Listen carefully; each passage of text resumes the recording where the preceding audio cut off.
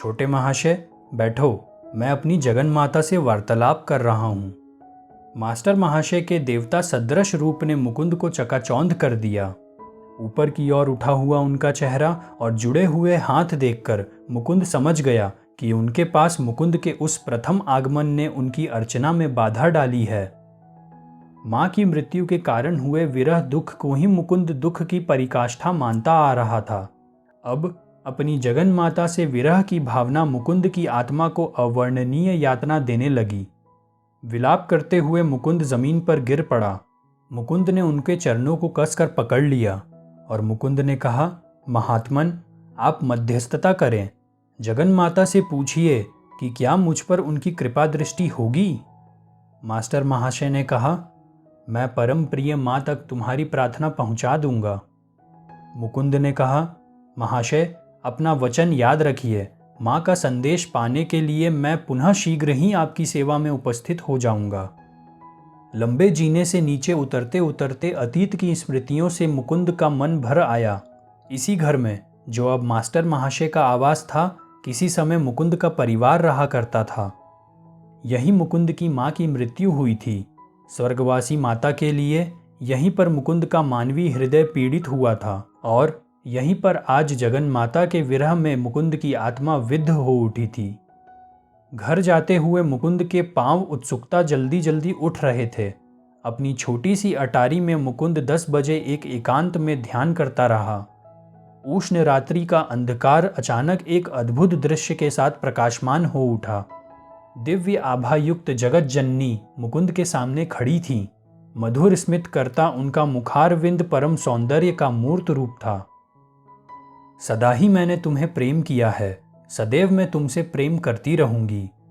उनका दिव्य स्वर अभी वातावरण में गूंज ही रहा था कि वे अदृश्य हो गई। दूसरे दिन मुकुंद मास्टर महाशय के घर पहुंचा। मास्टर महाशय ने कहा, क्या तुम सोचते हो कि तुम्हारी भक्ति ने माता की अनंत करुणा को नहीं छुआ है? ईश्वर का मातृ भाव, जिसे तुमने मानवीय और दैवी रूपों में पूजा है, तुम्हारी आर्त पुकार का उत्तर दिए बिना कदापि नहीं रह सकता। मैं तुम्हारा गुरु नहीं हूँ, तुम्हारे गुरु थोड़े समय बाद आएंगे। एक दिन मास्टर महाशय और मुकुंद दक्षिणेश्वर काली मंदिर की ओर यात्रा पर निकल पड़े। माँ काली के 9 गुंबदों वाले मंदिर में दोनों ने प्रवेश किया, जहाँ माँ काली और शिव की मूर्ति अति कौशल से निर्मित चांदी के चमकदार सहस्त्र दल कमल पर विराजमान है। मास्टर महाशय से ही मुकुंद ने ईश्वरीय करुणा के माधुर्य को जाना। श्री रामकृष्ण के साथ मास्टर महाशय की एकात्मता इतनी गहरी हो गई थी कि अपने किसी भी विचार को अब वे अपना विचार नहीं मानते थे। सभी धर्मों के संतों ने ईश्वर को दिव्य प्रियतम मानकर उस सरल आधार पर ईश्वर साक्षात्कार प्राप्त किया है, क्योंकि परब्रह्म निर्गुण और अचिंत्य है। इसलिए मानवीय विचार और आकांक्षा ने सदा ही उसे जगन्माता का रूप दिया है। साकार, सगुण ईश्वर और निराकार निर्गुण ब्रह्म के मतों का संयोग हिंदू विचारधारा की प्राचीन उपलब्धि है, जिसका प्रतिपादन वेदों और भगवत गीता में किया गया है। मास्टर महाशय एवं अन्य सभी संतों की विनम्रता इस बोध से उपजती है कि वे पूर्णतः उस ईश्वर पर निर्भर है जो एकमात्र जीविताधार और एकमात्र विधाता है, क्योंकि ईश्वर का स्वरूप ही आनंद है। आनंद उन सब चीज़ों में सर्वप्रथम और सर्वोपरि है जिनके लिए आत्मा और इच्छा शक्ति तड़पती है।